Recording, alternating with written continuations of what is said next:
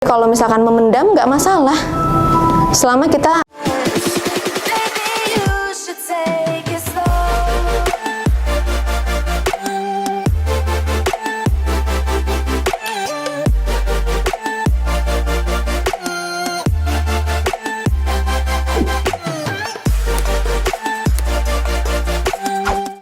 teman-teman, nggak salah ya, nggak salah kalau kita tipikal orang yang tidak suka bercerita masalah kita ke orang lain. Itu justru bagus. Istilahnya kita tidak cerita sana sini, itu justru bagus. Tapi kita perlu waspada ketika memang kita sendiri aja belum ketemu nih solusi dari masalah kita apa. Kalau kita terus memendam, itu bisa dua kemungkinan. Kalau nggak jadi penyakit fisik, jadi penyakit mental. Jadi hati-hati teman-teman semuanya. Hati-hati. Buat kita yang nggak suka cerita sama orang lain, artinya kita memang perlu sangat dekat dengan Tuhan. Justru kalau cerita sana sini juga nggak bagus ya teman-teman ya. Yang ada semua masalah kita orang tahu, padahal aib itu sebenarnya tutupi kan, seperti itu. Jadi nggak ada masalah, mau cerita juga boleh, tapi pastikan kita cerita sama orang yang tepat tadi ya. Entah itu dia yang biasa memberikan nasihat dengan bijak, entah itu dia psikolog, entah itu dia psikiater, entah itu dia konselor. Ceritalah sama orang-orang yang kompeten. Bukan cerita dengan orang yang justru hanya akan menambah masalah dalam hidup kita.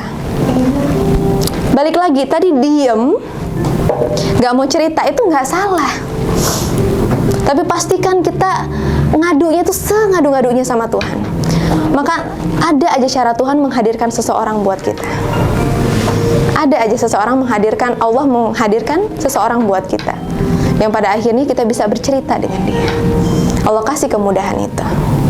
Kuncinya dekat sama si pemilik kehidupan kita.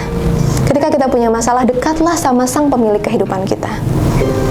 Karena Allah lah yang hanya akan memberikan solusi. Tuhan lah yang hanya akan memberikan solusi dari masalah kita. Solusi itu nggak tiba-tiba langsung seperti makanan langsung ada di depan kita ya, enggak teman-teman semuanya.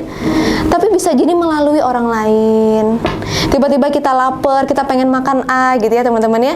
Kok tiba-tiba pernah nggak sih kita ngerasain kita pengen makan A, tiba-tiba ada keluarga kita atau teman kita datang bawain makanan yang kita pengen.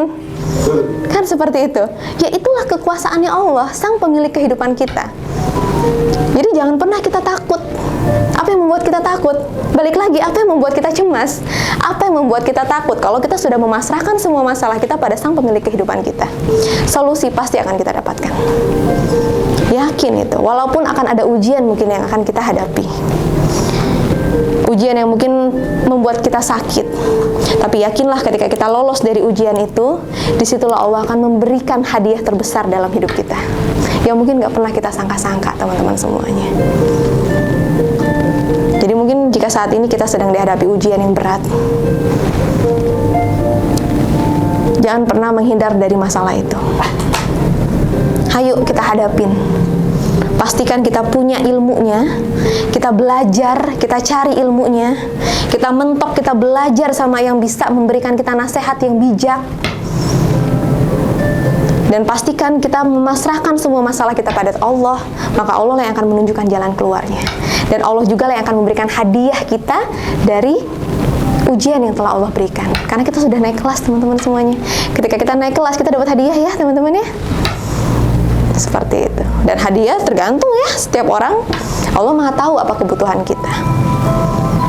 Begitu teman-teman semuanya. Jadi kalau misalkan memendam nggak masalah, selama kita benar-benar pasrahkan semua masalah kita pada Allah, maka Allah akan memberikan jalan keluarnya. Tapi kalau sudah diberikan jalan keluarnya, tapi kitanya masih merasa takut, ya berarti ada yang salah dengan diri kita. Berarti ada yang salah dengan keimanan kita. Begitu teman-teman semuanya. Karena kita nggak yakin kalau masalah kita pasti akan selesai dengan bantuan Allah. Gitu ya. Cintailah dirimu. Kamu berharga. Kamu berhak untuk bahagia.